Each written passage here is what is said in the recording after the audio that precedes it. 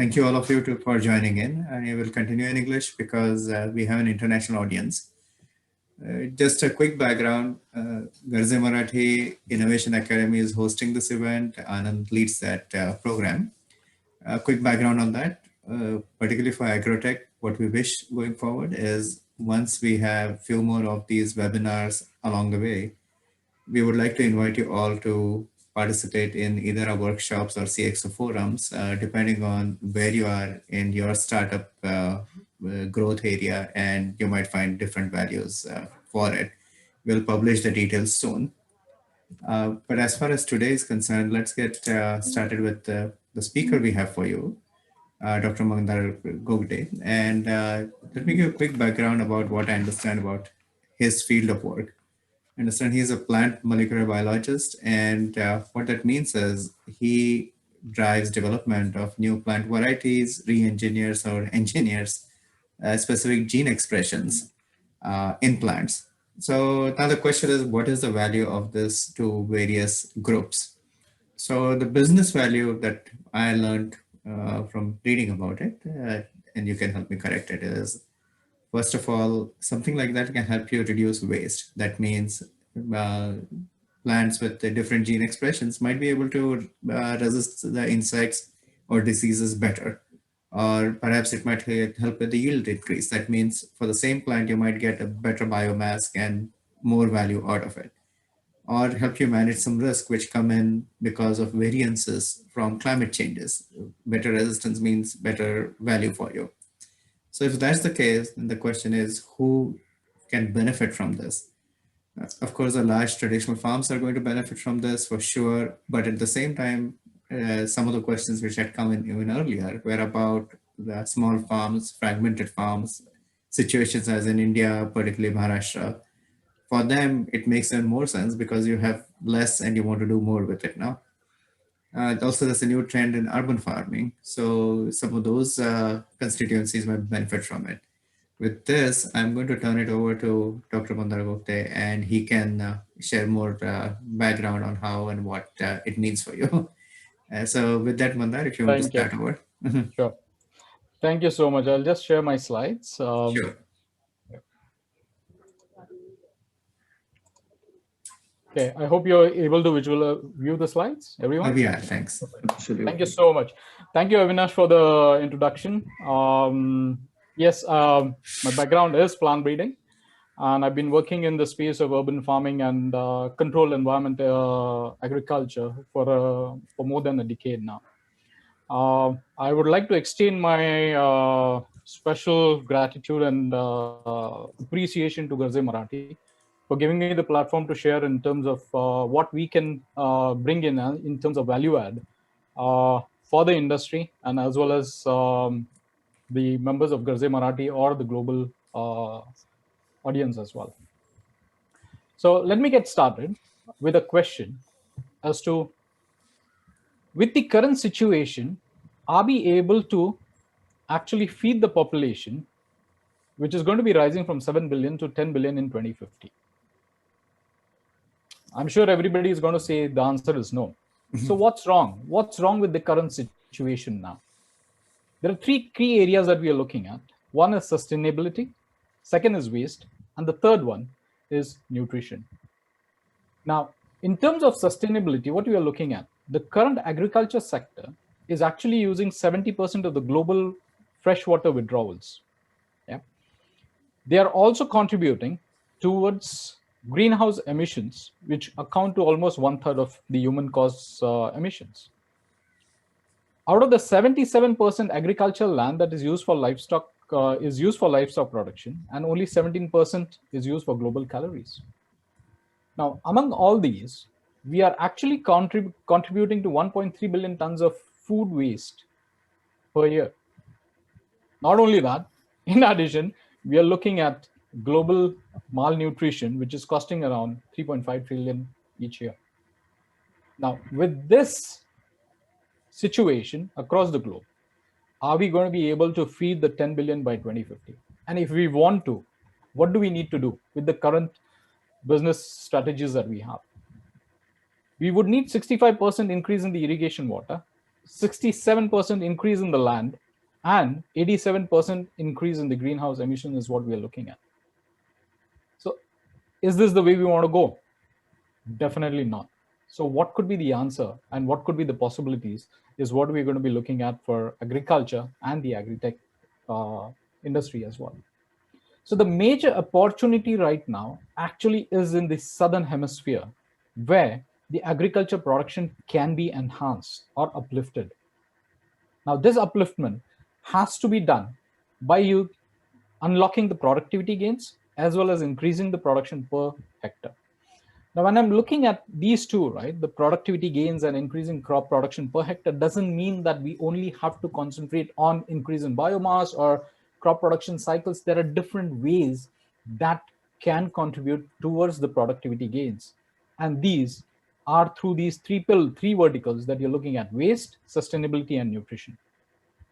Now, in terms of waste, there are many opportunities. I mean, just take a simple example of a farmer. From the time he harvests the crops and it reaches the market or the consumer, almost 25 to 30% of the produce is wasted because there are no proper post-harvest cold chains, no technologies available. He doesn't have those resources to take care of the produce as well.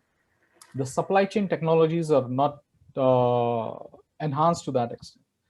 The secondary marketplaces, they don't have the cold storages, they don't have access to technologies which can take care of these agriculture produce. Now, looking at all this, how are we going to be then sustainability looking at enhancing the productivity gains? Can we go away from the chemical fertilizers? Are the farmers ready for it? You know, how far can we go with the biological and microbial solutions, the enzyme-based solutions, algae-based technologies, right? And then moving over towards the nutrition. Biofortification is a big field that farmers have to be looking at, or the scientists or agri-tech field has to be looking at. Now, with these three main challenges in the today's food industry, can we actually look at a six-step approach? Now, this six-step approach that we are looking at is, can we have better information and data available so that the farmers can make a very informed decision? The consumers, can they actually have a healthier product where they can look at some dietary changes as well? Can there be removal of distortions in the food chain? Can we have the vertical integrations across different supply chains? And most important is the easier and faster access to market technology and the innovation. Now, for these to fulfill, one of the important things that the farmer or the agri-tech industry needs to have is the access to finance. Now, if we culminate all this, what are we looking at? We are looking at a very enhanced productivity technology, which is controlled environment agriculture. Now, I'm going to be, today's talk, I'm going to be focusing more on this to give a perspective of what are the downfalls, what are the advantages, and how Indian agriculture and Indian agri-tech, or for that matter, at the global level, how these two, the traditional agriculture methods and the agri-tech, can come together to feed the population needs that are needed. Now, if I was to define the control agriculture, environment agriculture, it actually refers to an indoor farming concept, which encompasses a variety of technologies, variety of innovations, which are in place to circumvent the disadvantages of the conventional farming methods. Now, how do we do this? Well, the first and foremost, the first key challenge that we're looking at is the challenging labor supply in the key growing areas. CEA, with the automations and with the help of technological innovations, are definitely being able to overcome the labor supply issue. Weather and climate changes. Now, countries like India, or let's say Southeast Asia, or for that matter, Europe or US, there are a lot of climatic changes that are happening. And can we have the crops which are going to be resilient to weather and climate?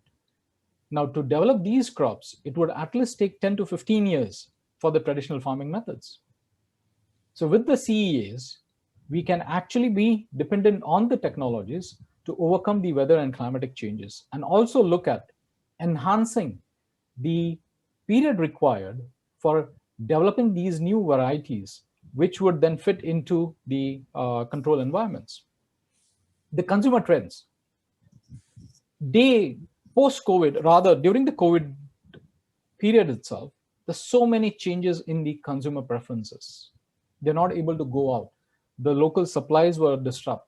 So there have been changes during the COVID period, and post-COVID also there are going to be changes in the consumer preferences. Now, is the traditional farming going to be able to help provide these trends? Well, CEA is one of the answer that we should be looking at. How can then the retailers diversify supply? In 1 meter square area, can I have multiple products growing? I can have kale, I can have lettuce, I can have spinach. Is that possible with the urban farming or the conventional farming methods? And then technology to come in so that the CEA can become an economical option. Now, with these trends, at the global level, there are 3 global leaders that we are looking at for CEA adoption. One is the Spain, the Netherlands, and Israel, out of which, if you look at in terms of the vegetable export market, US is first, which is accounting to almost 15 billion, Netherlands the second, and Spain the third. Now, with this information, I'm actually going to take you into what does control environment agriculture mean actually? What does it encompass of, right? So there are 2 things that we're looking at in control environment agriculture, or urban farming for that matter. First, you're looking at types of growing environments. Now, I've classified it into 4 categories: indoor growing, or indoor farming as it is called as predominantly.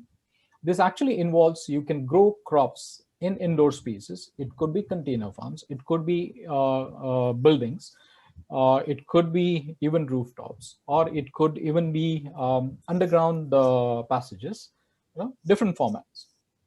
Now, what it does basically in indoor farming is you're able to provide the plants with the weather that they need, the climate that they need, the lighting conditions that they need.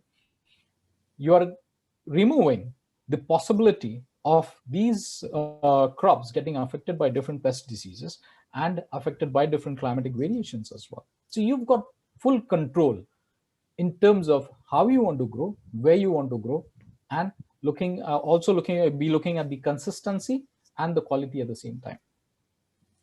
Second is the vertical farm. Vertical farming is basically you take a patch of land, suppose let's say 1 square meter. In 1 square meter on a horizontal level, how much are you going to be able to grow? Now, in that 1 square meter, if you stack up 5 levels, 10 levels, your production is increasing 5-folds, 10-folds, right? And these vertical systems can go indoors as well, right? The next control environment agriculture, which is actually been the leader so far, is the greenhouse cultivation practices. India, Europe, even in the US, greenhouse cultivation has been a very common practice where we are able to modify the climate, regulate the climate, but at the same time, there is still dependency on external factors for greenhouse cultivation, which we will look at soon. The next one, the last one, is the protected cropping.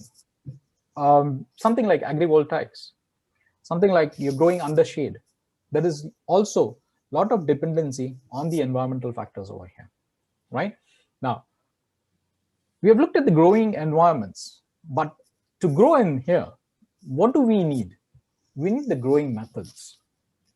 Now, growing methods, the most predominantly growing method that is being used is the hydroponic systems, which are classified into nutrient film, drip irrigation, ebb and flow. These are just, so what happens in hydroponics is we are taking out soil from the value chain of farming. So we replace the soil by nutrient solution or by certain substrates. Now these substrates could be coco peat, could be peat moss, could be rock wool, could be your sponge. Now mind you, all these growing methods that have been listed over here can be fitted into these growing environments, right? Could be wick growing method, could be the water culture, aeroponics, another very promising technology that we are looking at as far as growing crops is concerned. So your root zone of the crops is actually constructed into a control environment where you're not using a thin film of water, but you're actually using a spray where a mist is created, and this mist is basically a nutrient-rich mist, which then is readily available for the roots to absorb. Right now, this aeroponics method actually um, conserves 90% of the water requirement in comparison to hydroponics as well. Now, hydroponics, remember, it's considered the most efficient system. Now, if you compare with hydroponics and now aeroponics, which is still going to give us further control over how much water you're going to be using, I think that's the way to look at it. The next one is aquaponics. Can we have fish and plants growing in the same system? Definitely doable, because the waste that is generated by the fish can be used as a nutrient supply for the plants as well. The fogponics, which is basically creating a fog at the root zone, which is an improved method from the aeroponics as well. Now, if you look at the urban farming technologies, which are completely based on the growing methods and the growing environments. Now, how do I marry these two? The question is, what are you growing? What crops are you considering? So for those crops, let's say, for example, you're looking at lettuce. Will my lettuce grow well in hydroponics or aeroponics? How much root zone am I looking at to be developed when the plant gets ready for harvesting? Are these systems going to be able to support the growth of my plant? If yes, what kind of environment do I need? What am I trying to regulate? Am I trying to regulate the climate? Am I trying to regulate the lights? Do I have a specific light recipe? Am I trying to regulate the nutrient solution that goes around for growing these plants? That's one way of looking at it. Now, if you consider another crop, which is tomatoes, right? Tomatoes in an NFT, can you actually grow tomatoes in an NFT? Well, dwarf varieties to a certain extent would be possible. Then you need some modifications in the hydroponic systems, which can be something like deep water culture, right? So that's the way you're looking at it. You cannot just take a plant and put it into a system without considering what my plant needs.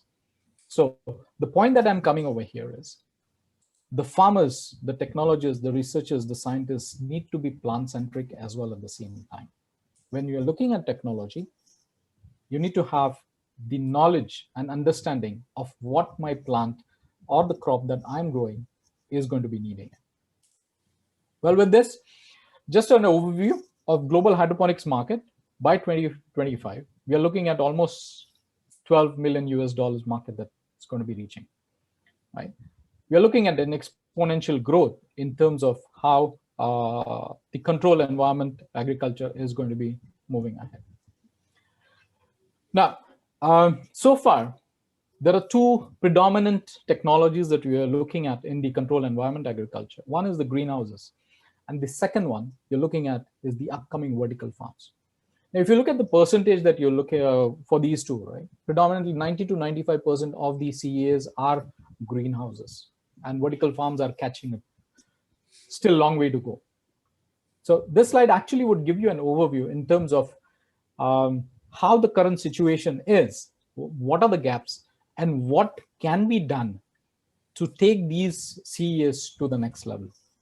So if you look at the overview, for the greenhouses, yes, these are controlled structures. They use natural light. You can also have supplemental lighting in there, but these are typically made of glass or the polycarbonate plastic ceilings. Your vertical farms, they're fully enclosed environment. So you have complete control over the environment. They're vertically stacked and you're using artificial lights. So you're looking at a complete control on this system. Features, well, the degree of control varies in terms of greenhouses. it can be from ranging from having a full control to some aspects not being under your control as well.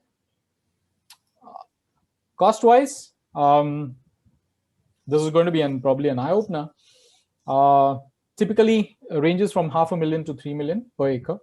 Just to give you an example, for the greenhouse, Bright Farms in US has spent around $55 million for building 3 greenhouses, which is over 19 acres, right?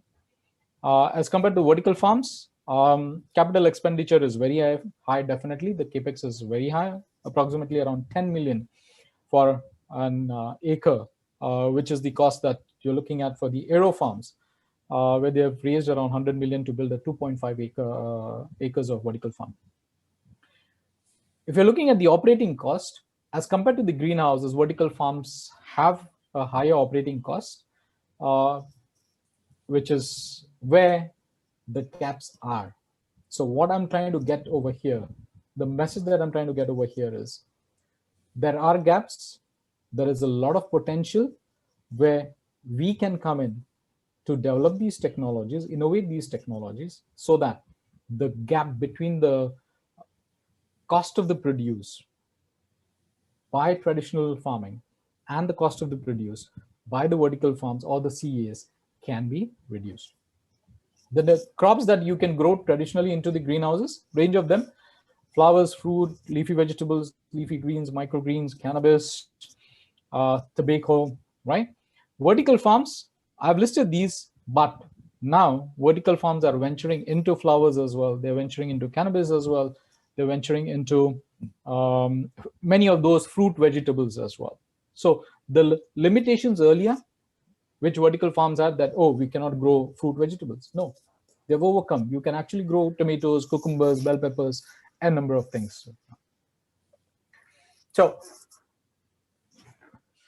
this slide, I'm just trying to give you an overview in terms of, we were traditionally doing terrace farming.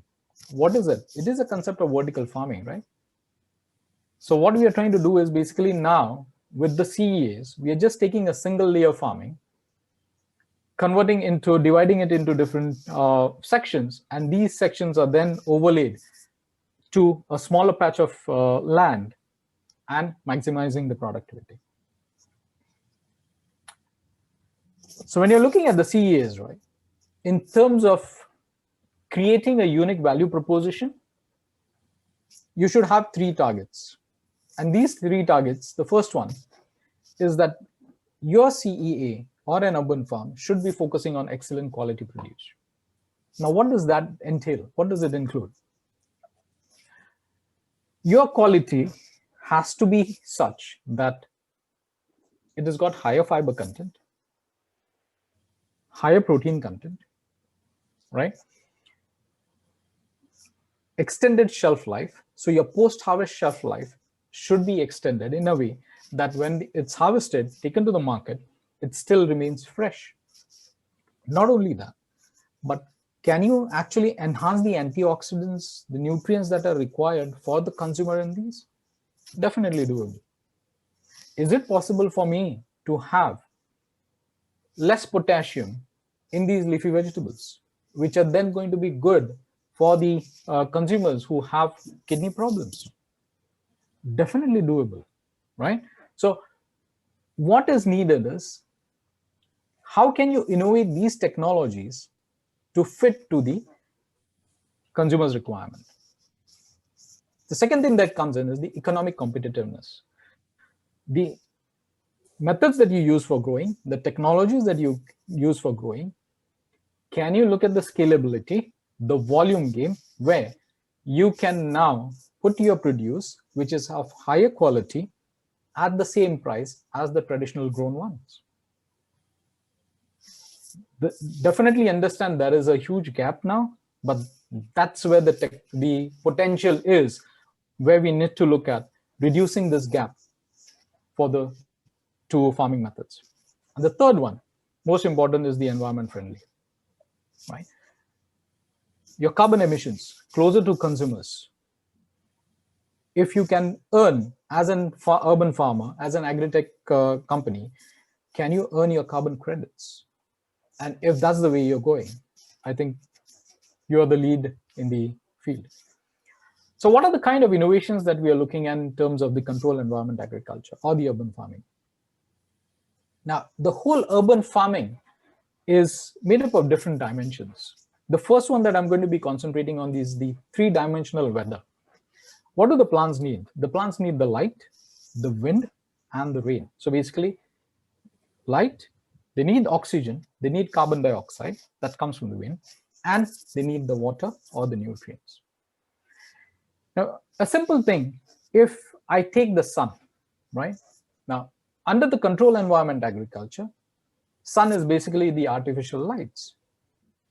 Now, if I'm looking at this visible spectrum that the sun gives me, it's from near UV to far red. So many colors over there, so many wavelengths over there, so many different intensities over here. Can I play around with these parameters, the wavelength, the intensity, and the combination of different wavelengths to bring in the effects into these crops? I can have higher antioxidant level.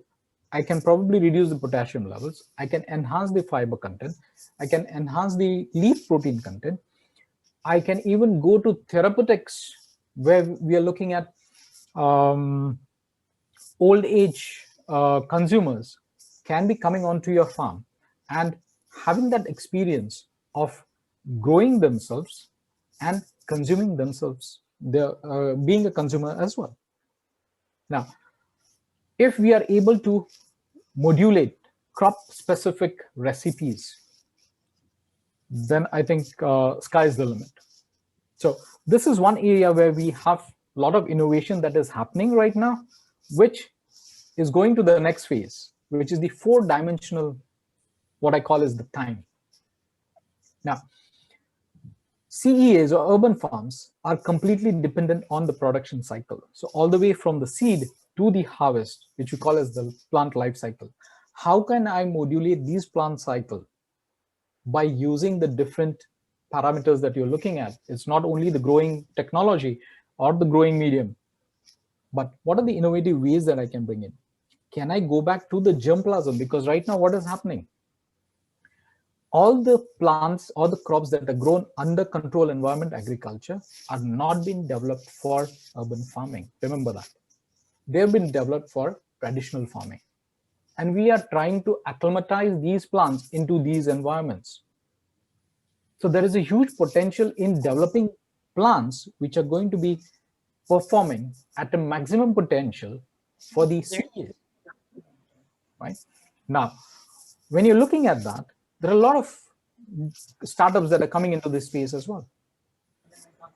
Are you able to modulate the growing seasons? That's a four-dimensional angle that you're looking at. Can you look at patterning?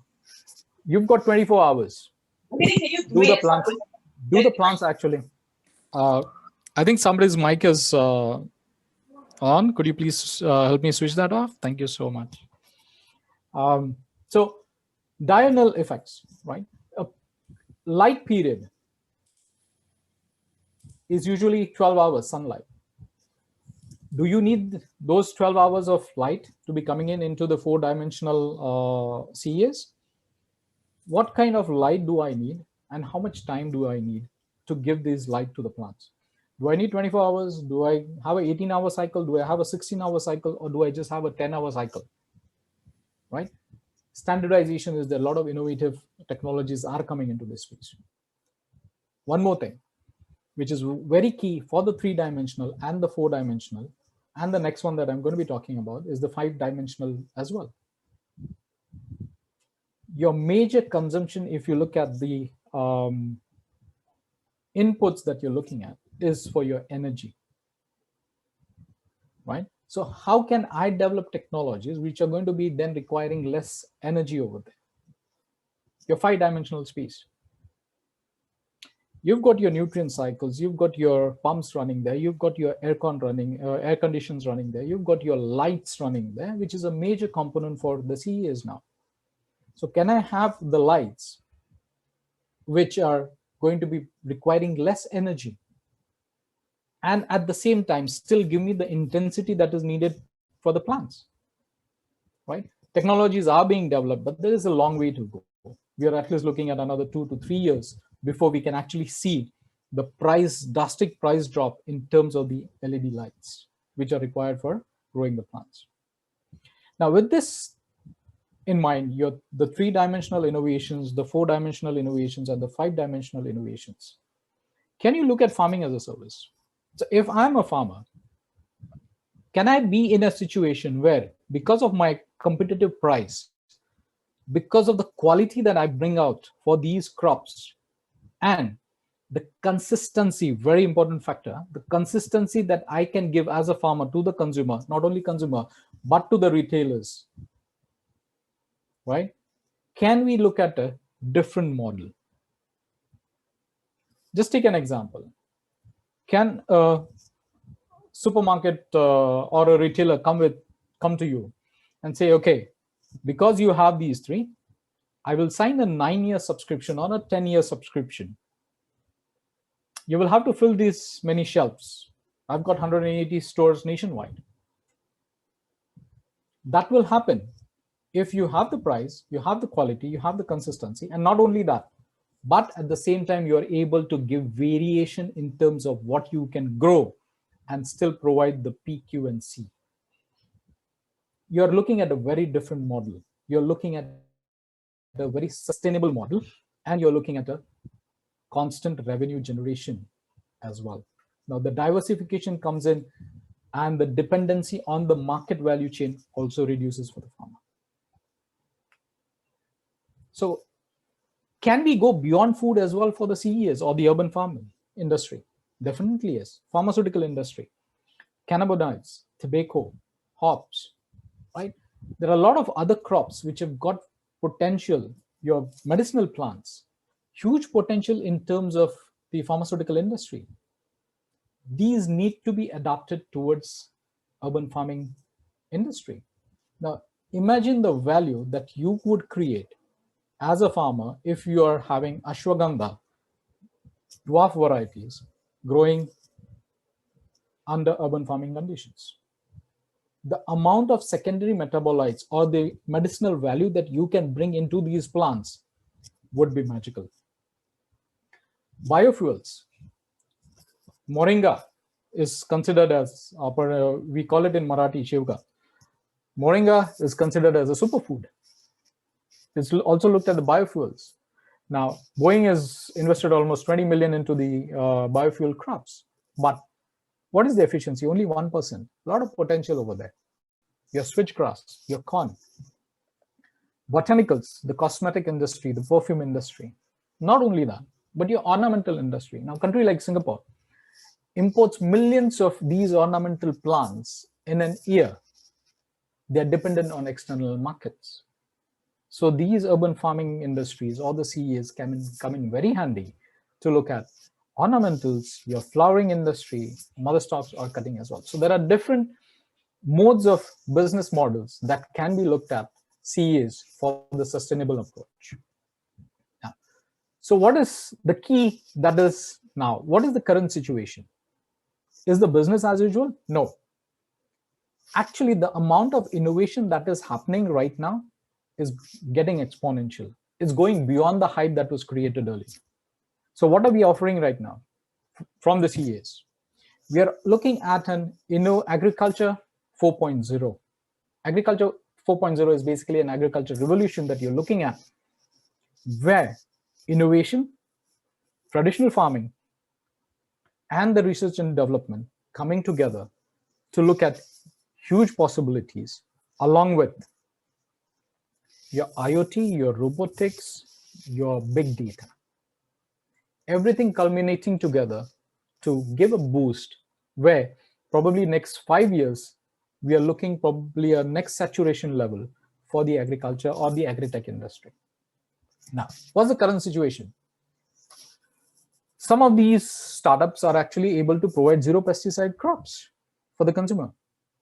You don't need to wash these, doubling the shelf life and reducing the waste. You have already created a value chain for your produce into the market. And that's where the consumer wants. The consumer is so much aware nowadays that he wants to know where was it grown, how was it grown, what was sprayed on it, and is it really healthy for me and my next generations?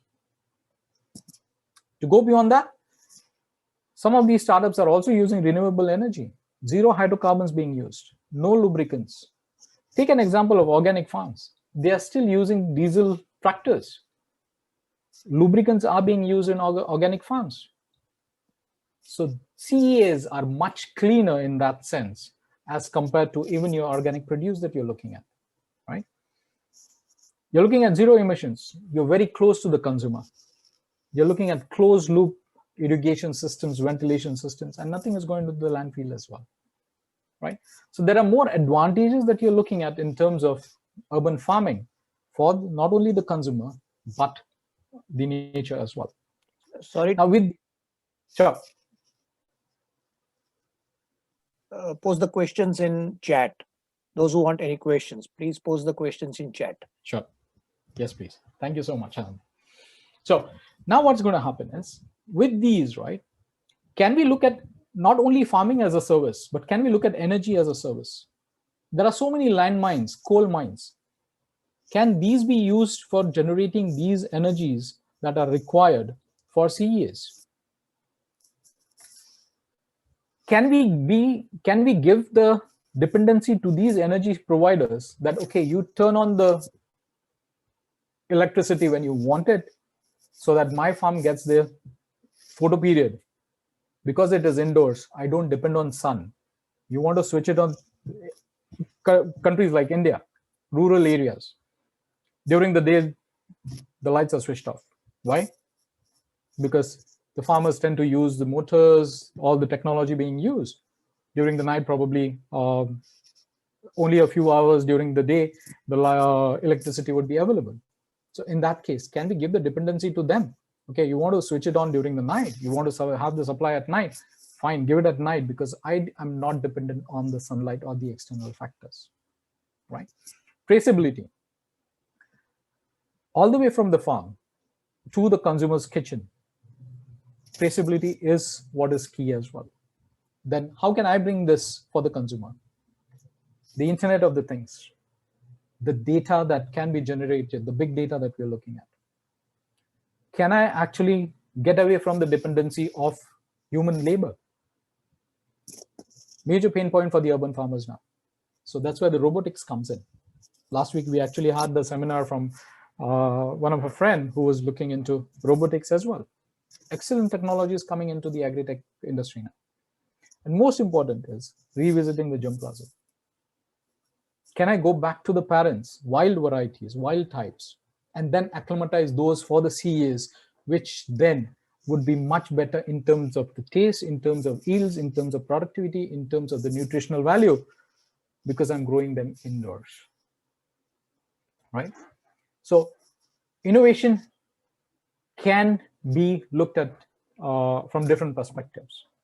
Now, in this slide, what are we looking at is, this is the current situation that you're looking at.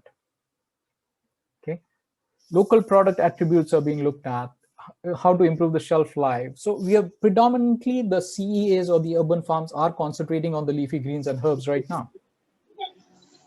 From there, they're going over to, oh, can I get more yields? How can I improve my cost? How can I improve the technology so that less capital is involved?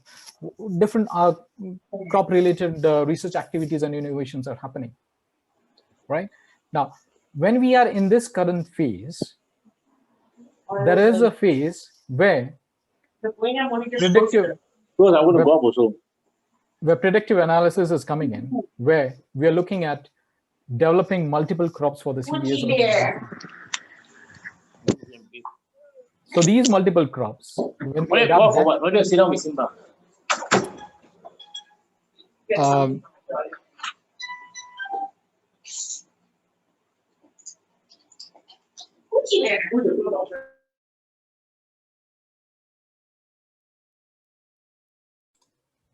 I just muted everybody and unmuted you, Mandar. So hopefully. Thank you so much. Thank you so much. Thank you. Thank you, Ashwin. So let's continue. So now the next phase that we are looking at is acclimatizing multiple crops under the urban farming industry. This is a big wave that we are looking at, which all the urban farmers or the agri-tech industry should capitalize on. Because later on in the slides, I will have an overview of what crops are we looking at, what is the share, and where are the gaps now. But 5 years down the line, once we have acclimatized multiple crops under the urban farming technologies, what are we looking at? What's the next phase? The next phase is that the retailers are going to be looking at giving contracts, and some major players, indoor players, are going to be becoming major suppliers as well. And they would become major suppliers because of, remember, 3 things that I shared earlier: consistency, quality, and the economic viability. If you are able to provide these, you're looking at being the world leaders in this agri-tech industry. If the next 5 years is this wave coming up, then along with that would be the standardization of these technologies, so that the cost parity between the traditional farming produce and the indoor farming produce has to be achieved as well.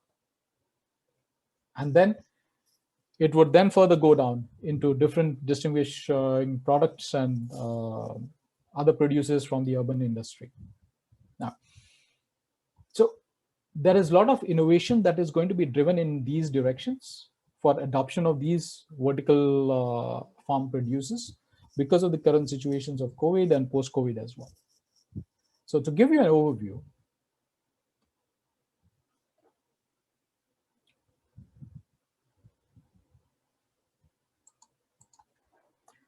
yeah. What is the future development that we're looking at? So the next 2 years is mostly going to be from the customer's perspective. There are going to be increased expectations from these urban farmers. Are we going to be able to deliver to the customer based on his needs? So what is required in these next 2 to couple of years is basically the technology and the operations need to be coming together to look at technology adoption. How do we then innovate the cropping patterns and taking the industry to a maturation where we have already delivered improved produce for the consumer. Now, one thing we have to be very vigilant about as agri-tech industry is that we have to be looking at non-traditional markets. Okay, we are looking now is B2C.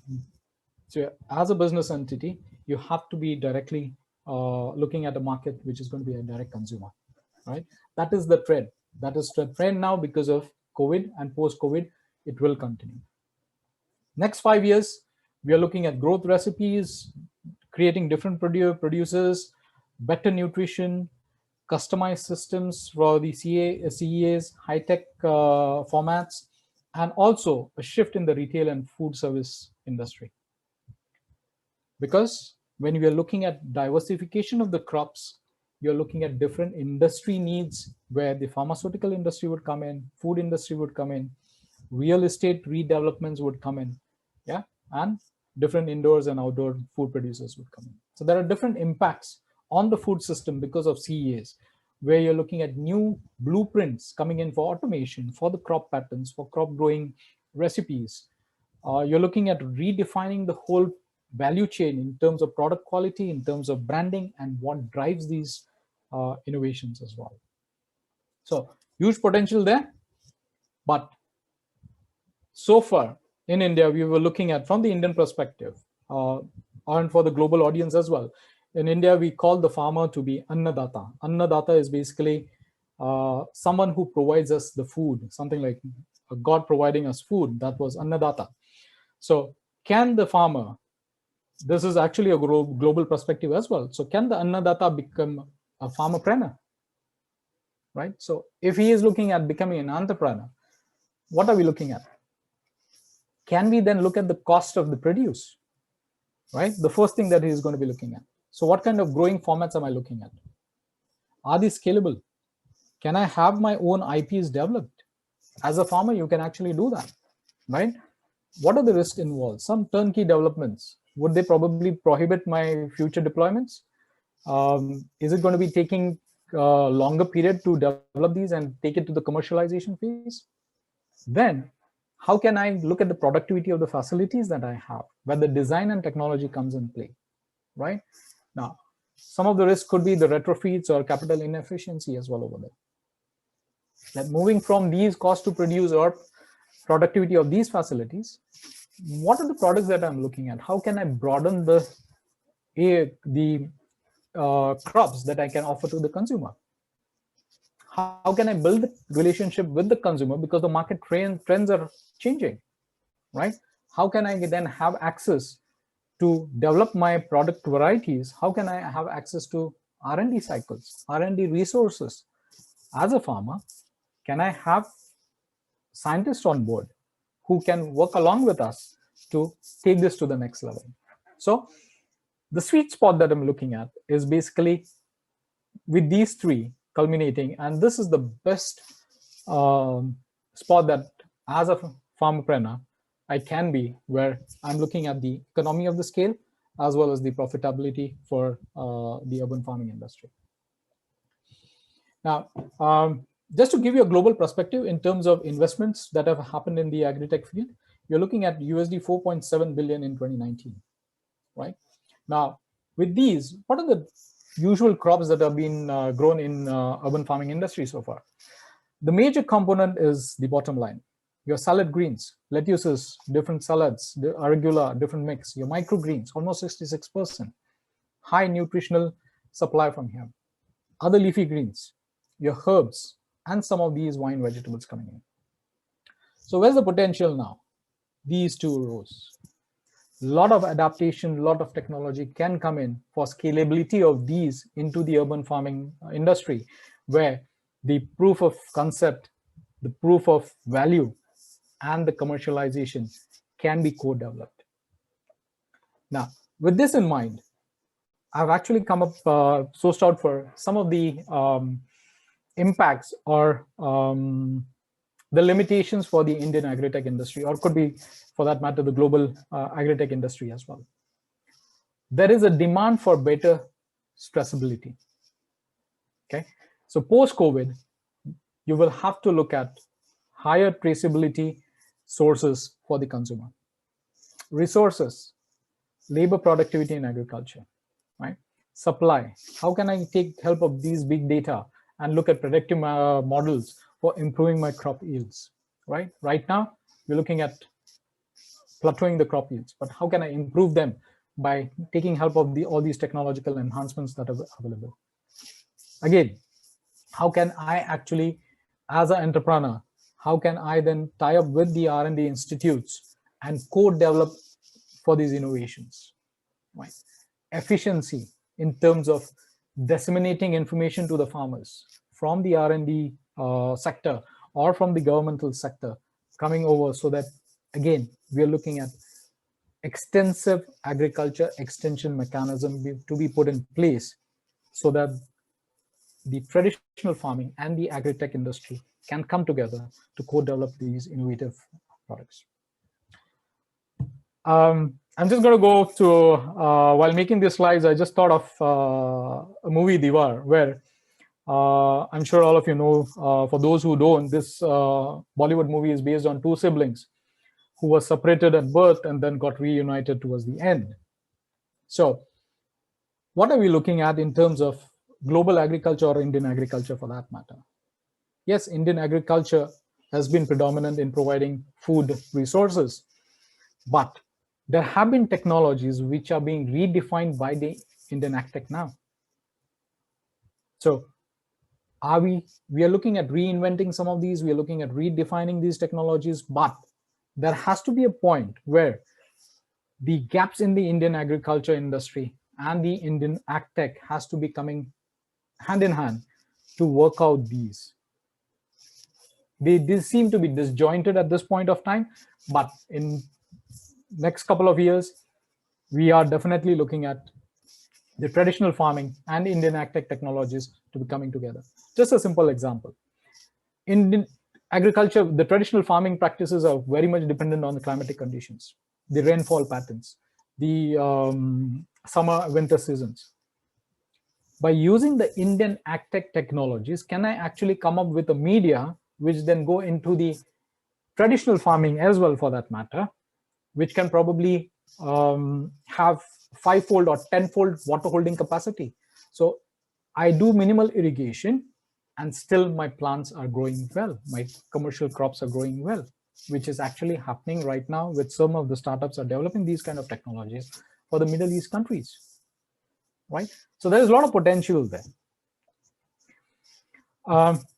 What are the agri-tech trends that we are looking at for the next decade probably?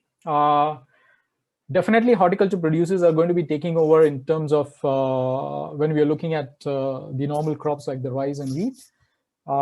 Millet definitely is going to be a wildcard entry because millet has been not been looked at for a while, but in India, some of the startups are coming at where they're looking at the functional value of the millets. Direct to consumer market channels definitely going to be staying over. Your kirana marts, your like they call in Singapore, the mama shops, they're still the kings and they will remain the kings because they are direct linked to the consumer. Data and value chain, your farmers, giving them the power of digitalization, right? That's where the rural entrepreneurship comes in. Can I actually produce something and not sell it into the wholesale market as a leafy vegetable, but can I actually convert this into a product, a functional product? Could be a nutraceutical product as well, and then sell it into the value chain, which would then give me a different entrepreneurship angle as well. Your corporates, SMEs, startups, and farmer partnerships, including the governmental organizations. The Indian Agtech space has been evolving and developing at a very rapid pace with the governmental initiatives and the fundings coming in. So whoever is keen should not wait and go into the space right now.